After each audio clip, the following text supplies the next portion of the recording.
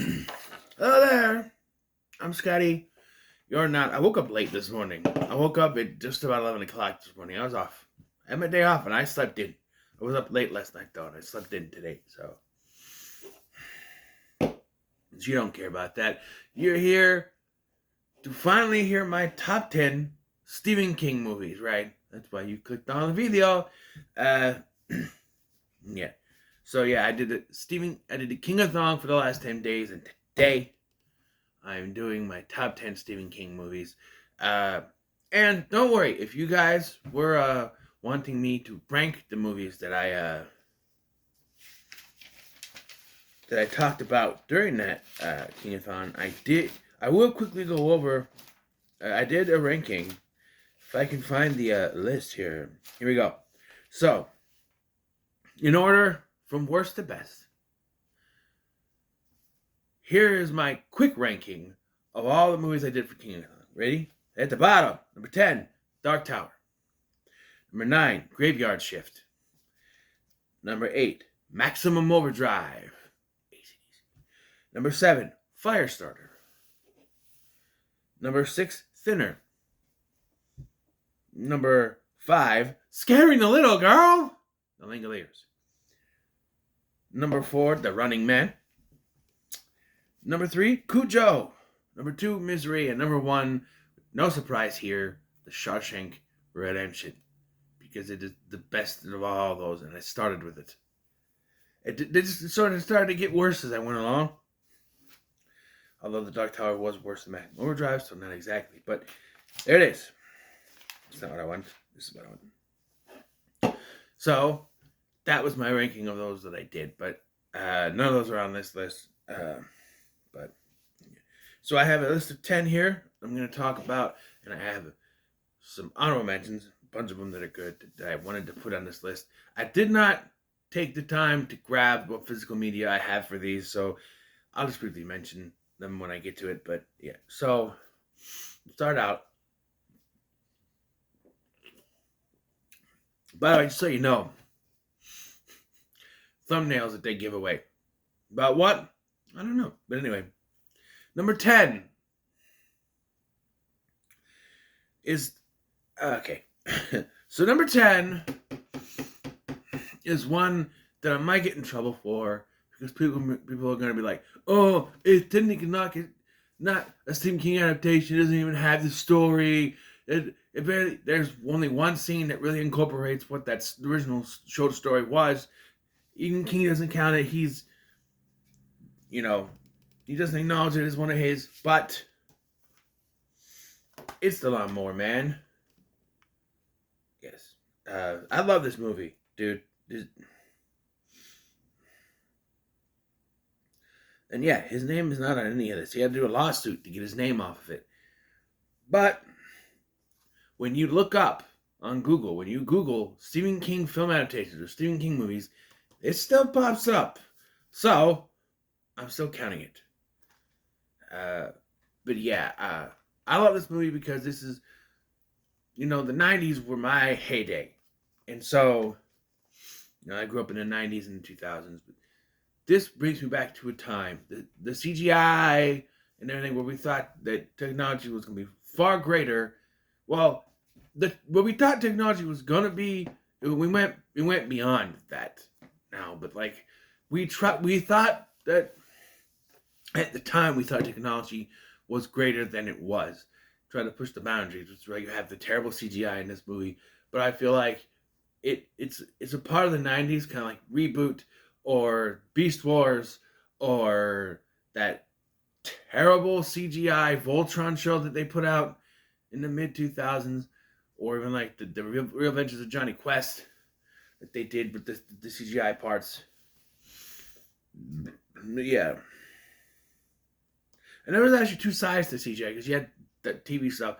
Disney was actually revolutionizing the CGI using computers, not just for Pixar stuff, but also using computers to help, like the Lion King or Aladdin. They to enhance it. And so we were really, the 90s was really, we're like, oh, we had this technology, we're going to try to do something with it. And this movie's like, let's do this cyberpunk shit.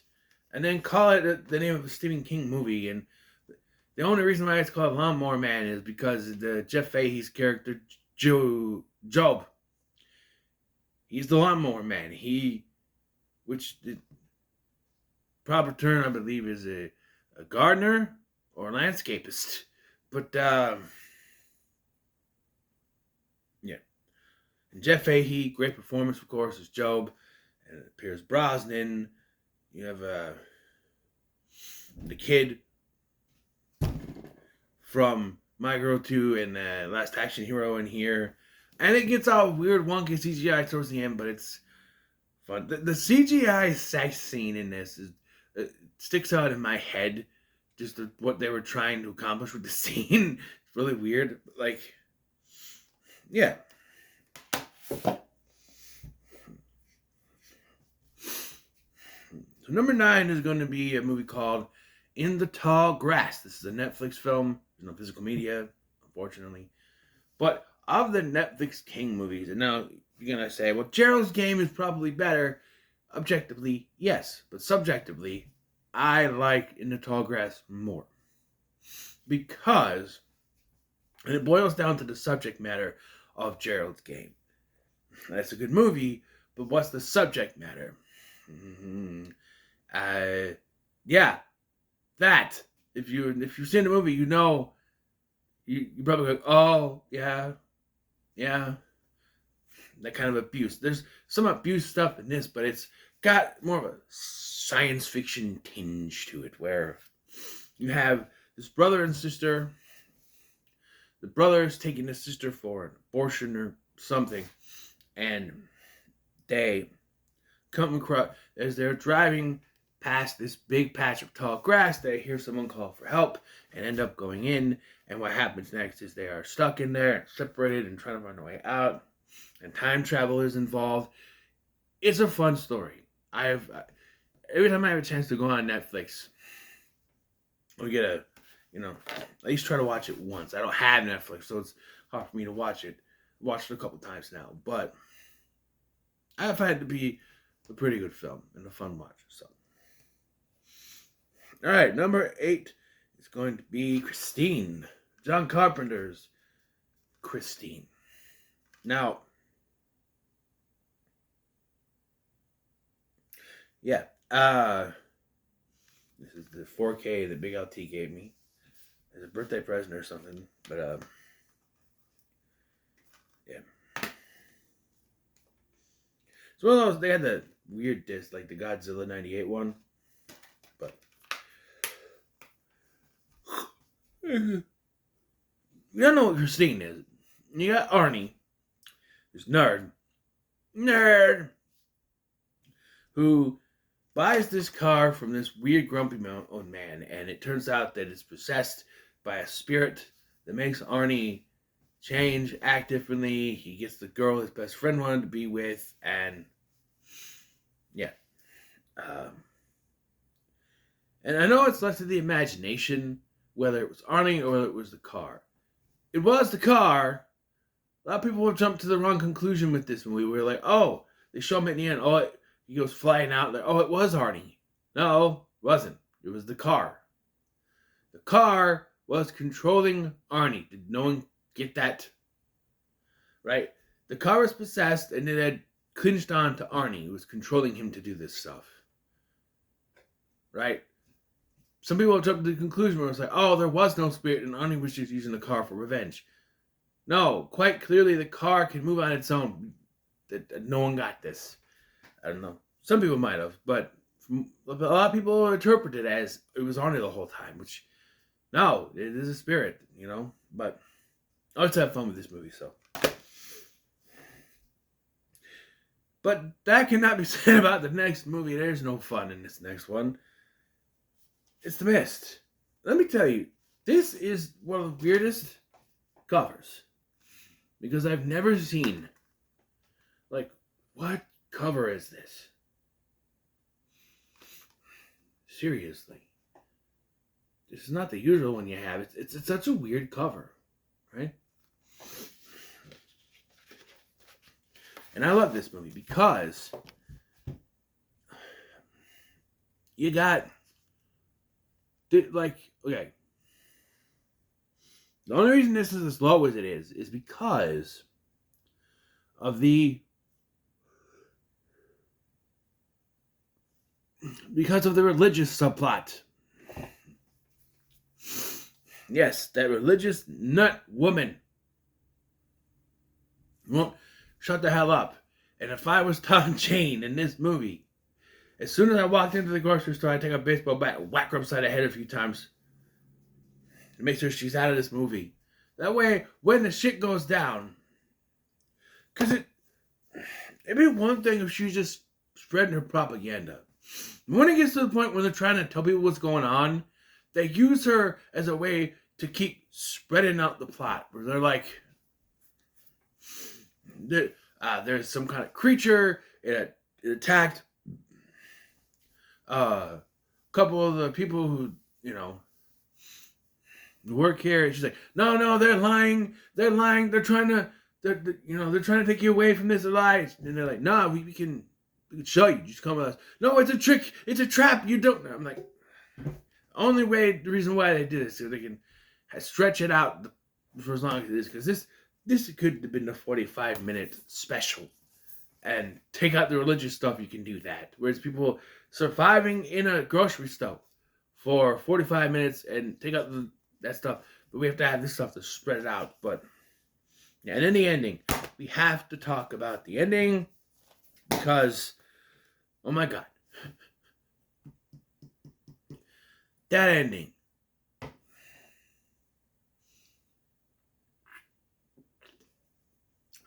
That's why there's no fun in this movie. The ending, where there's like 4 or 5 survivors. I think it's 5 survivors with 4 bullets. I think. Maybe it's 4 survivors and 3 bullets. I don't know. Finally decides he has to end this, make sure the creatures don't get him, kill everyone in the car, including his son. And then he goes to shoot himself, and there's no bullets. And it turns out there wasn't creatures that they heard on their way. It was the military, and now he's stuck alone. In all actuality, the correct way to do this is to leave the kid. And I know you're thinking, why would he leave the kid to be? Well, if you think about it, the kid is the future. So, shooting everyone and then yourself, and leaving your kid to survive, the kid can move on to the next generation. It's like the movie Knowing, where the 2 kids were the ones the aliens were trying to save from the planet's destruction. Nicolas Cage is like, go with them, that sort of situation. But no, it's got to be a downer. It's not from the book either, and King loved the ending. It's such a devastating ending. Anyway, my nose quick before I continue. I did not need 2 tissues. Stop fucking yelling!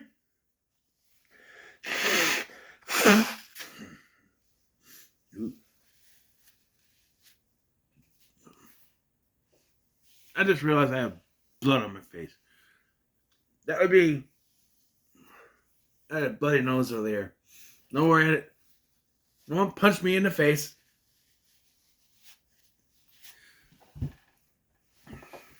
It's ketchup, YouTube. It's ketchup. I'm not monetized anyway. I realized I should have washed my face. I'm not restarting this video. Am I?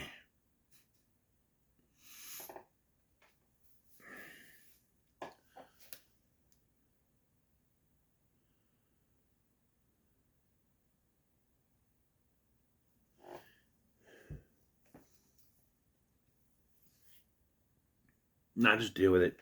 So, number 6 is going to be It from 1990. Yeah, and just a bit of a spoiler. The new It, not on this list, not on honorable mentions. And you're wondering, why?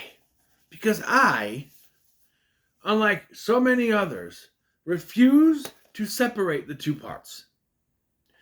Everybody, when they're ranking the new It movie,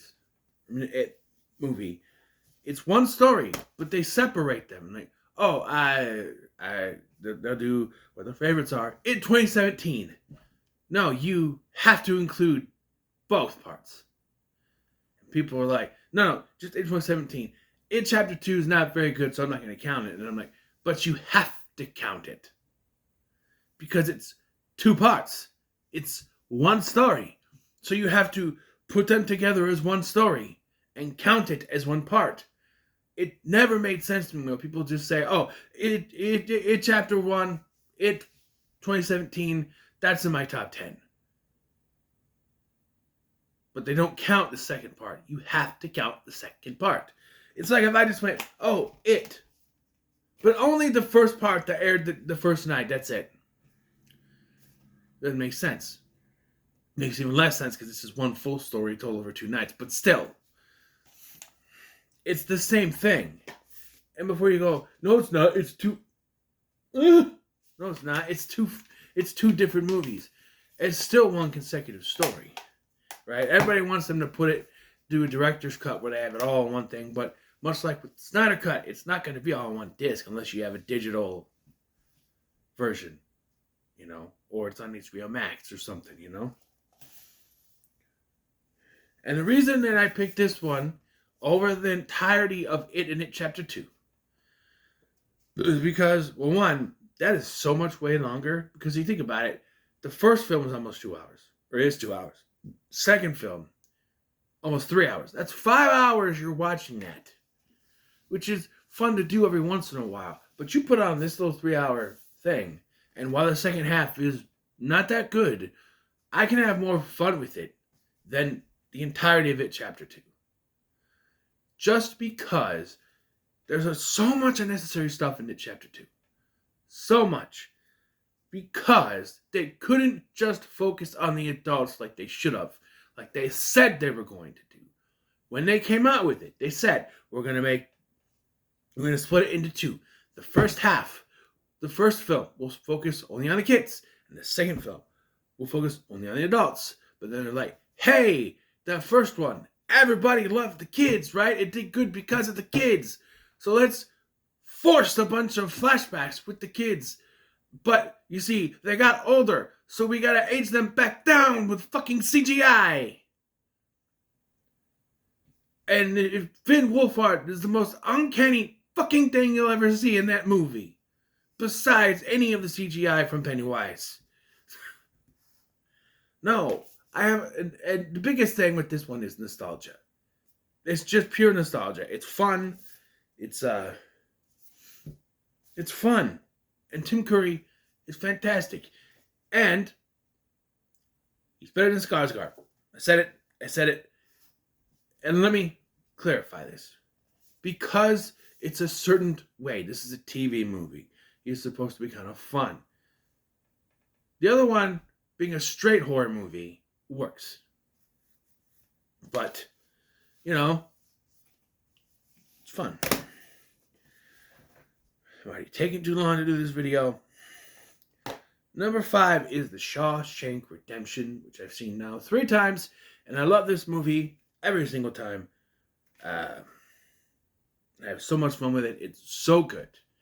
And I always forget that this thing bombed when it came out, right? And like Morgan Freeman said, oh, it's down to the name, I saw you in the Hudsucker Reduction. Like, it's down to the name. Like, you get a word about, oh, I saw this really good movie, Shashun, Shimana. Like, because I guess the name's not able to, when people not remember, Shawshank Redemption. People know the name Shawshank Redemption now. I mean, come on. And it's just beautifully well done. Whether it's Tim Robbins or Morgan Freeman or even Bob Gunton is the villain. It's just fantastic. Number 4 is the original Salem's Lot from 1979. I don't have it on its own. I want to. It's part of the King of Horror collection I have, but so it's just It's the only one that's not its own thing. But I have not seen the other 2, which is probably why it sticks out to me. But I love this movie. Even though it's long, it's just over 3 hours, 183 minutes, just over 3 hours. But it works because you feel the horror. The scene where the vampire kid's in the window, or when he goes to see his friend or whatever, he turns around and, he's a vampire, all that stuff. The fact he has to stake the woman that he loves. The only thing that has ever frustrated me every single time I watch this, because I forget about it until I start watching it, they pretty much spoil who the last two survivors are going to be with at the beginning of this, with Ben and the kid. And it's just like, oh yeah, that's right, they kind of spoil that because they wanted a framing device. This is how it all happened. But, well done. Mr. Marston will haunt my dreams. Seriously. All right, number 3.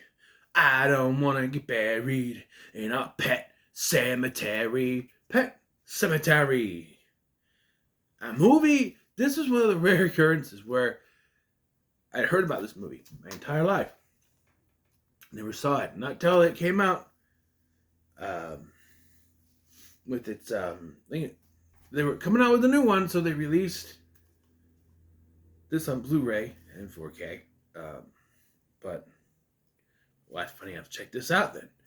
And it's just, it has the blue disc. I wanted to make sure. I wanted to see. It's just fantastic. It's one of those. I don't watch it often because you know why. As a father, it's hard to get through a certain scene, right? Yeah, so they were coming out with a remake. And so they were like, well, we're going to release this now. And I love this movie. I learned to love it. And then I'm like, okay, I'm going to check out the remake. And I went, no.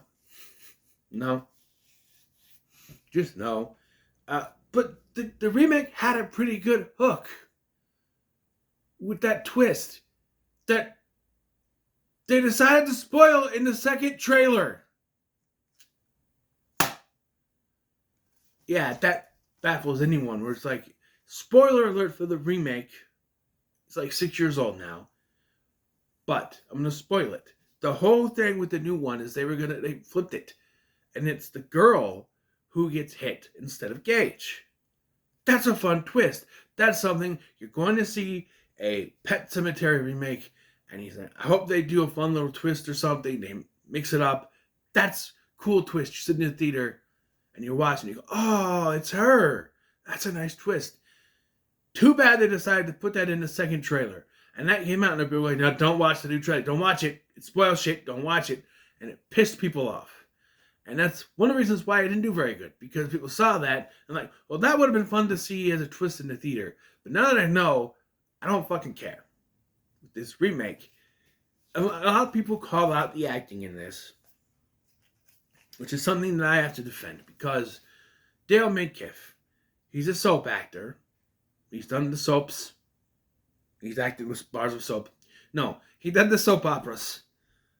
I think his performance is perfect for this. Because think about it. This is, like, oh, he's overacting. How would you feel if your son, your toddler baby child, is hit by a semi? I think you'd act almost the same way. You are at the point where you have lost it. You're at the end. You have lost your child. Come on. As a father, that hits me. I'd be in the same boat. I wouldn't bury him in an evil Micmac burial ground, but still, I'd be, I often pray nothing ever happens to my son. I always say, take me first. Take me first. My cousin recently passed away. And you gotta think she's someone's daughter. How did my aunt and uncle feel? Right? And I keep saying, please, don't do that to me. Take me first. Do not take my child away from me first. Take me first. Not right now. I'm busy. See me in about 40 years or so. I'll be almost 80. That's fine. I'm almost 80. Take me then. But like, I can just imagine. Take me first. You ready? Not now, I'm busy. Go away, Grim Reaper. I don't know. But yeah. Oh, I gotta spotlight the Fred Gwynn. Sometimes dad is better. Yeah. I always quote that. Alright, we're down to the top two. This video's taking way too long. Number 2, The Shining. Do you want to be sued? It's The Shining. I know I keep doing that joke, but I love that joke. Oh, I love that joke. And what else can I say about The Shining? I haven't already said. Jack Nicholson's performance. You know, King didn't like it because he said that Jack Nicholson from the get-go didn't seem like a normal person. And I haven't seen this as many times as I have to disagree. Yes, it's Jack Nicholson. He's got the eyes. He's, never going to be normal.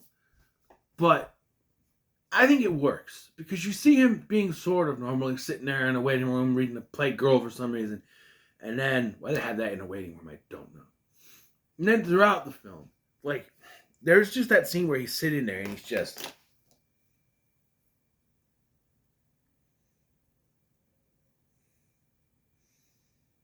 He's not saying anything. He's not doing anything. He's just... And he's doing the shit with his eyes where he's like...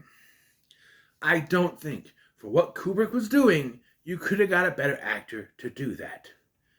And Shelley Duvall, may she rest in peace, delivers a great performance. Yes, I know, Kubrick worked her to the bone with this, but there's something to be said about abuse. There's something to be said about performance. I don't think we would have got as good of a performance as we did if we didn't do this. And I'm not, condoning it or anything. I'm just saying.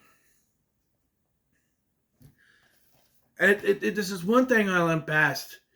Like, it's one thing I go after with Dr. Sleep, it's an honorable mention, but it's not on this list. People will put it on this list, but I don't. I like it. It's too long, even the extended cut. But like, the one thing I don't like about Dr. Sleep is that it felt like Mike Flanagan was like, well, I'm going to kiss Stephen King's ass. And since this is being a direct sequel to Kubrick's Shining, where in the movie, the Overlook didn't blow up. They had to change a few things because they're making this a direct continuation of Kubrick's Shining. So Halloran died in this one, not in the book. And then, because Halloran is present in The Shining, in the book, Dr. Sleep, he's present. Where he's dead here, so he's a ghost in the movie. And then here, there is no Overlook in that one because it exploded in the book. But here it's there, so let's use it. And they basically just recreate the ending from the Shining book where they blow it up. Because we gotta kiss Stephen King's ass. Even though he already tried that with the 1990s miniseries with Steven Weber. But the less we talk about that abomination, the better. This is a masterpiece. Only one more is better, but before we get to my number one pick, here's some honorable mentions. And we have Sometimes They Come Back. I enjoyed it. I like it. Stand By Me. Dr. Sleep, I just mentioned. The Ice Is Gonna Break. Dead Zone. 1408. The aforementioned Gerald's Game. Sleepwalkers. Gob Gobob. Children of the Corn. Yeah, it's corn. Creepshow 2. And Dreamcatcher. I like Dreamcatcher, okay? Number 1. I told you it was obvious by the thumbnail. Even though that's technically the second one. It's still, I saw the thumbnail and went, this is the perfect thumbnail. I'm just going to add text to it. Number 1. It's Creepshow. What else could it be? If you are counting down, you're probably going to say The Shining. Because I know that a lot of rankings are based on personal preferences.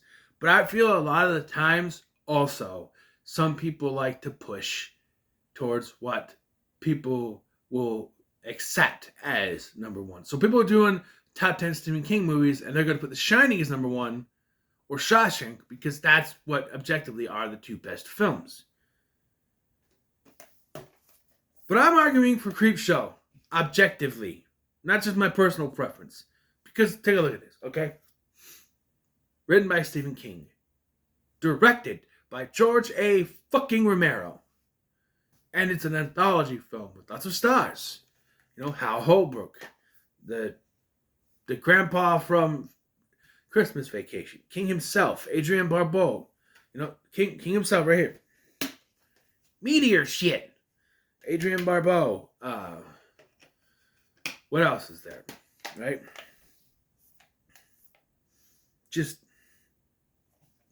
it's fantastic. Tom Atkins has a cameo at the beginning of this as the father. Stupid comic books, stupid kids. Yeah. No mustache, so that's a doc on that, but still. You gotta have the man with the mustache. I don't know what it is with these big directors like Carpenter or Romero. Shave off your mustache, you can leave my movie. But people love the mustache. Yes, Creepshow comes in. Number one, it's the best. The only person I see agree with me is the nostalgia critic, and he's absolutely right. So there it is.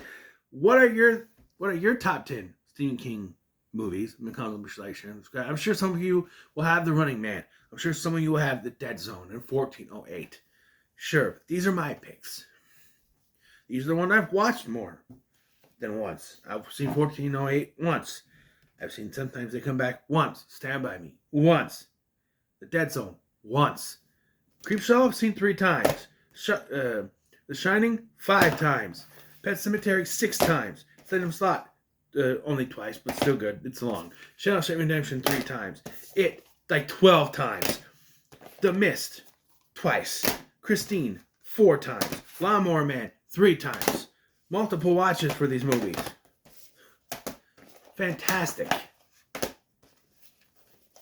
You know what I mean? All my honorable mentions I've only seen once. The rest of these I've seen multiple times. 2 or more. So, yeah. Oh, and when it comes to Lawnmower Man, watch the extended cut.